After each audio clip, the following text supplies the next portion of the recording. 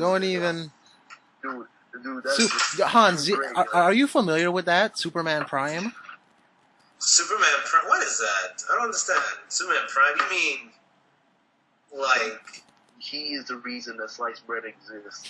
Oh, you mean broken Superman? More broken Superman? No, I mean just like. I mean, you bow down. God, yes.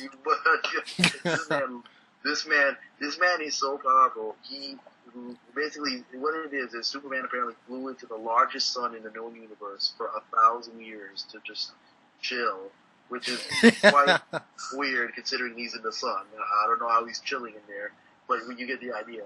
And his descendants, are in trouble, and he hears it, and he realizes that the Earth is in danger and needs him.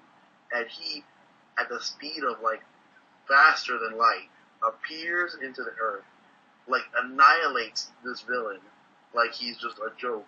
And then he takes his hands and he's like, "You guys are all weak here. Take power." Take power.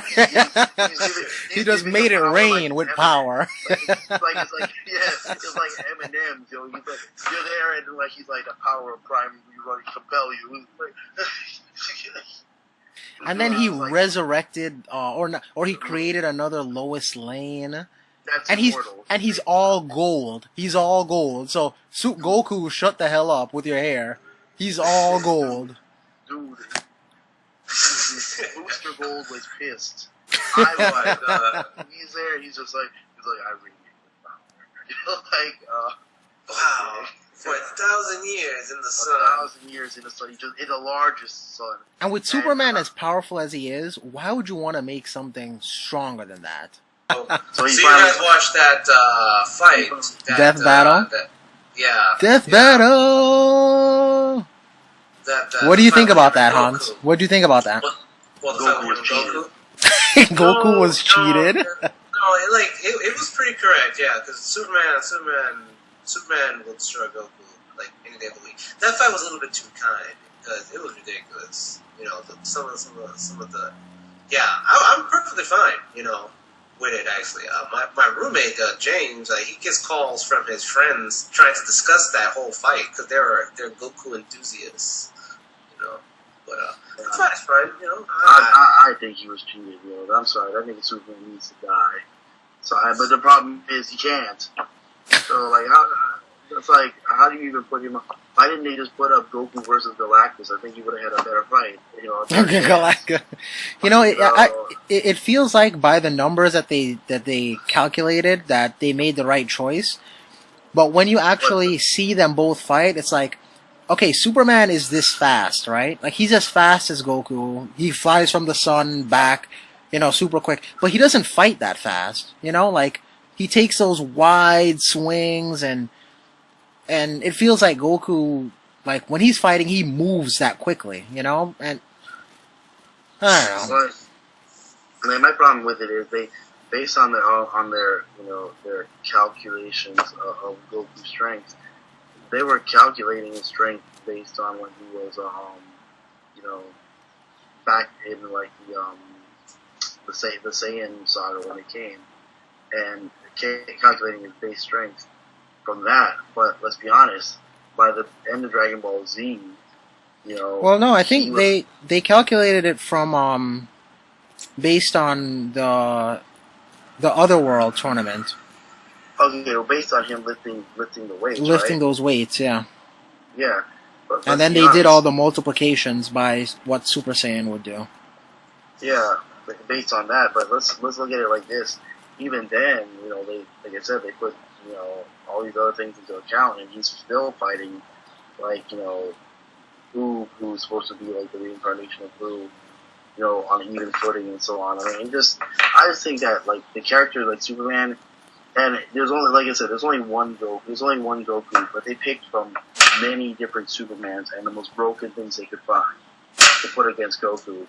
Why didn't they just stick with one version of Superman? Well, if they would have done that, then all the Superman fanboys would have been like, "Oh, you didn't take the right," you know. No, like they took a certain category. They took Superman up to a certain point. They were very clear. They left out certain out of the equation because No, the ones from back in the day, yeah. But anything up to 1986 and up, they took like from different writers the most broken things that those writers put in there. So like him doing the infinite mass punch, the him seeing through your soul, and him doing this and that, and pulling the earth, like he's he's always had like this level of strength. But like I remember one of the Superman comics. He was having trouble holding up a pyramid. He picked up a pyramid and was carrying it, and he was having trouble carrying that because he was saying it was heavy. So how the hell does he have trouble carrying a pyramid, but he's able to pull the friggin' Earth out of its orbit? And that's the thing with Superman, it's just inconsistency, depending on the writers. Yeah, that's the thing that I just don't think that was fair, but like, not to say we could really judge that, because I mean, they're both fictional characters, but still, based on, what their fictional abilities are, it just seems like they just picked the most nastiest thing they could for Superman and threw it into one barrel, and that's it. But at the same time, that kind of makes Goku a more interesting character. I mean, because do you really want Goku to be like, I mean, even in Dragon Ball, in that universe, he's considered the be-all, end-all, but, I mean, do you want him... It's not about Goku, it's about... The quest for it has always been to find something that Superman, can't do. Because, like, you like Spider-Man. Spider-Man's a great character.